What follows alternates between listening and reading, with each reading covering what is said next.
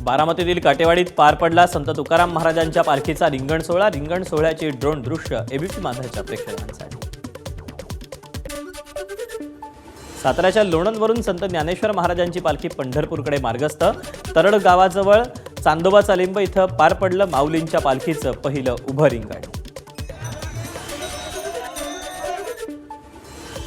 बीडमधील गहिनीनाथ गडाच्या संत वामन भाऊंची पालखी पंढरपूरच्या दिशेनं मार्गस्थ।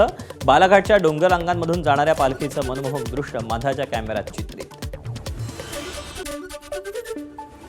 बारामतीच्या काटेवाडीत संत तुकाराम महाराजांच्या पालखी सोहळ्यात मेंढ्यांचं रिंगण। धोत्राच्या पायघड्यांनंतर झालेल्या परंपरेनं भाविकांचं लक्ष वेधलं।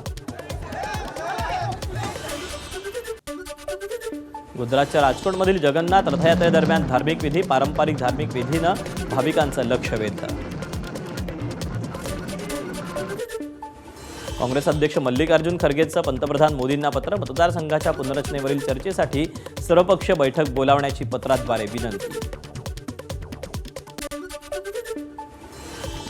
दिल्लीचे माजी मुख्यमंत्री अरविंद केजरीवाल आणि संजय सिंग यांनी घेतली सोनम वांगचुक यांची भेट। सलग 19 दिवसांपासून सुरू असलेल्या उपोषणानंतर सोनम वांगचुक यांची प्रकृती काहीशी खालावली।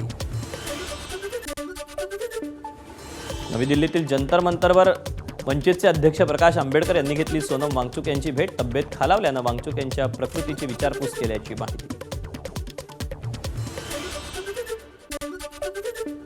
मुंबईतील ज्येष्ठ सामाजिक कार्यकर्ता मेधा पाटकरांनी घेतली मंत्री चंद्रशेखर बावनकुळेंची भेट। मानखुर्दमधील 250 श्रमिक कुटुंबांच्या घरांसाठी भेट घेतल्याची माहिती।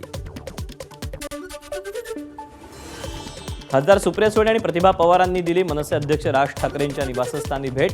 शर्मिला आणि राज ठाकरेंसोबतचे भेटीचे फोटो सुप्रिया सुळेंकडून सोशल मीडियावर पोस्ट।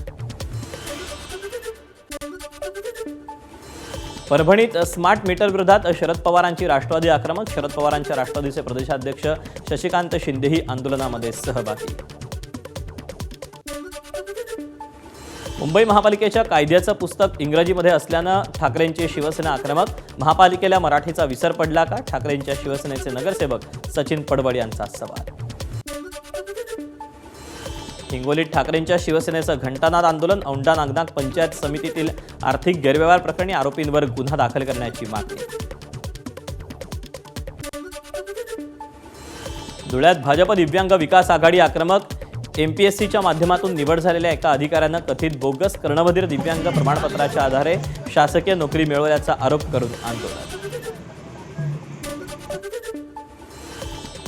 नागपुरातील काँग्रेस नगरसेवक शुभम मोटघर यांच्या वाहनाचा मध्य प्रदेशात अपघात। गाडीसमोर निलगा आल्यानं गाडी थेट पुलाखाली कोसळली।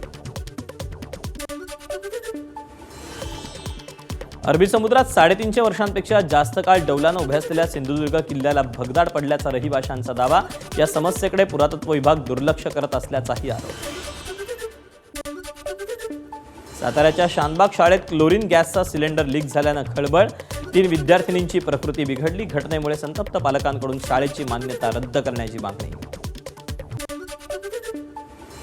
भिवंडीत अनधिकृत बांधकामांवर पालिकेचा बुलडोजर। औचितपाडा परिसरात जेसीबीच्या साहाय्यानं 2 अनधिकृत गाळे भुईसपाट। चंद्रपूर पोलिसांनी ड्रग्ज तस्करीत सहभाग असलेल्या पान शॉपला ठोकलं सील। टपरी चालक ओम इटनकरला अटक करत 104 ग्रॅम एमडी ड्रग्जसह सुमारे 6.5 लाखांचा मुद्देमाल केला जप्त। पालघरमध्ये तोतया सरकारी अधिकारी असल्याची बतावणी करणाऱ्या बेड्या एमआयडीसीतील कारखानदारांना जिल्हाधिकाऱ्यांकडून हजर्ड डस्ट केमिकलचा परवाना काढून देतो असं सांगून तब्बल 16 लाखाहून अधिकचा गंडा। धुळ्याच्या शिरपूरजवळ तापी नदीच्या पुलावरून उडी घेत 28 वर्षीय तरुणाची आत्महत्या।